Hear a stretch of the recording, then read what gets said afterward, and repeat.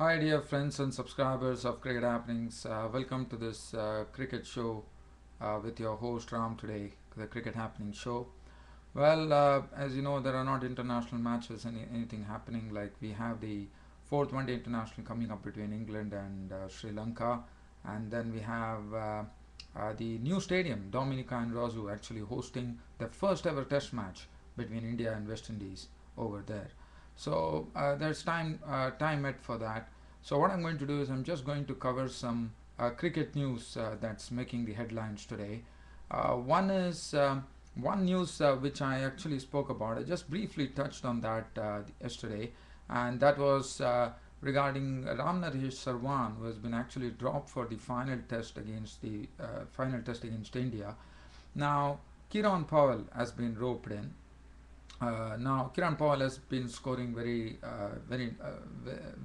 well in domestic cricket in West Indies, and that's the precise reason he has got the nod. Now, Sarwan, what I would rather state, my take of the situation as far as Ramnaresh Sarwan is concerned, he is one of those classical players, and I would have really loved Sarwan actually playing in the third test too, because there's only one test to go. Probably Sarwan could have just persisted with Ramnaresh Sarwan and see what happens, because he's one of those persons who is a very classic batsman. Once he really gets into his groove, he's lovely to watch.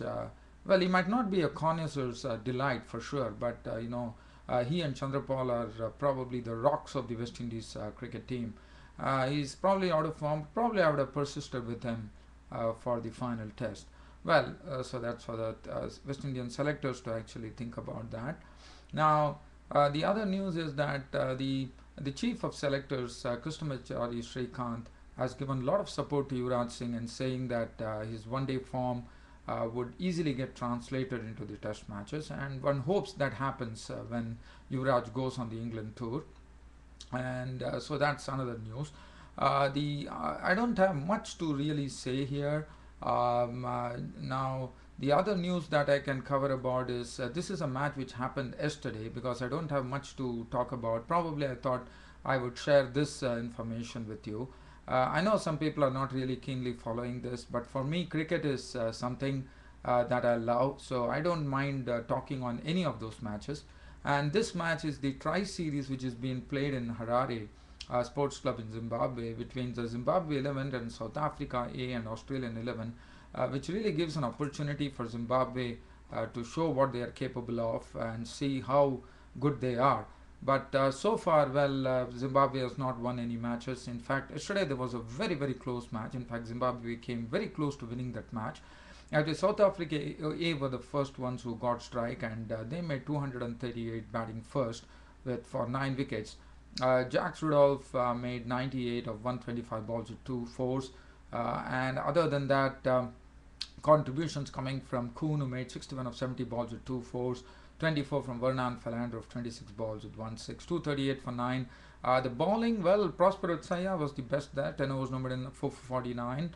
Raymond Price probably is getting a bit costly. That's a bit of a worrisome factor for Zimbabwe, because Raymond Price has always been very economical, the left arm spinner, and he has been doing well. And as you know, he also played for Mumbai Indians, the IPL 2011 this time. So it's a bit surprised. Maith actually had the good bowling figures, 10 overs, 1 made in 36 runs and 3 wickets. And other than that, there was not much to really talk about.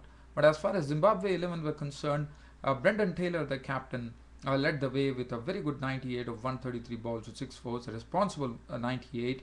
Other than that, there were contributions of Masakadza, who made 24 of 41 balls with 2 fours. Chakabwa made 47 of 57 balls with 3 fours. 20 of 12 balls with 3 fours, 1 6, Welton Chigumbura, 12 to Irwan Mudziwa, 14. 237 for 7. So you can just imagine it was just a one-run victory. So Zimbabwe came very close to actually upsetting South Africa A, but South Africa won the match by 1 run. Bowling figures, 2 wickets for Philander, 1 each to Yuan Theron, Rory Clownwilt and Rilof van der Merwe, who bowled well, 10 overs, 1 for 33. The man of the match went to Jax Rudolph of South Africa for his 98.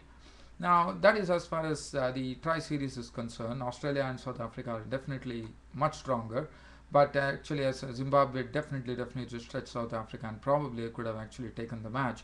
but well, the match was very close. South Africa actually winning the match by just 1 run.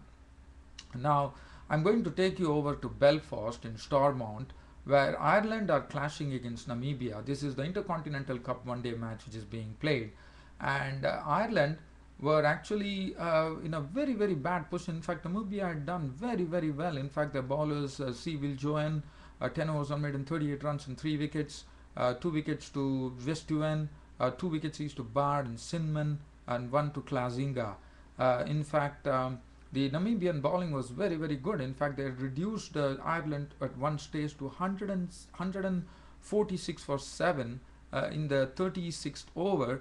But after that, there was a real recovery, in the sense it was John Mooney who played a wonderful knock of 86 of just 73 deliveries, 9 fours and 2 sixes, and he was the one who actually got Ireland to a very, very respectable score of 241. Otherwise, Ireland was really, really struggling at the initial stages, with the Namibian bowlers really, really ruling the roost there.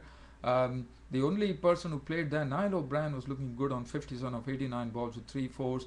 Other than that, well, Porterfield made 12, Peter Sterling 11, Cusack 7, Gary Wilson 15, 1 to White. Kevin O'Brien made only 5, and 22 coming from Dockrell in the end, not out of 23 balls with 2 fours, giving ample support to John Mooney for his 73. So 3 wickets for 38. Viljoen was the best. As I said, 2 wickets to Van der Woesten, Bard and Sinman. Namibia have just started their reply, and they are 24 without loss right now in the 5th over. Steenkamp is not out on 11 of 10 balls with 2 fours. France is not out on 11 of 18 balls with 1 4, and they are 24 for no loss. But let me tell you, really give credit to Namibia for the way they bowled against Ireland. But unfortunately, they were not able to really squeeze it through. The reason being, John Mooney came up with a wonderful knock of 86, and John Mooney is a good batsman. He's also a very good bowler, but also is a very, very handy batsman, and that's what he showed today. So well, so that's the stage here, because as I said, there's not much cricket to really cover today. So for me, cricket is everything. My show has to go on, so I come up with something or the other, and that's the reason I wanted to cover this up in the YouTube show. Whether people like it or not, well, for me, cricket is something which I really love. So it doesn't matter who plays, I am always there to give some information. I hope you all loved my cricket show, and well, if you don't love it, please bear with me.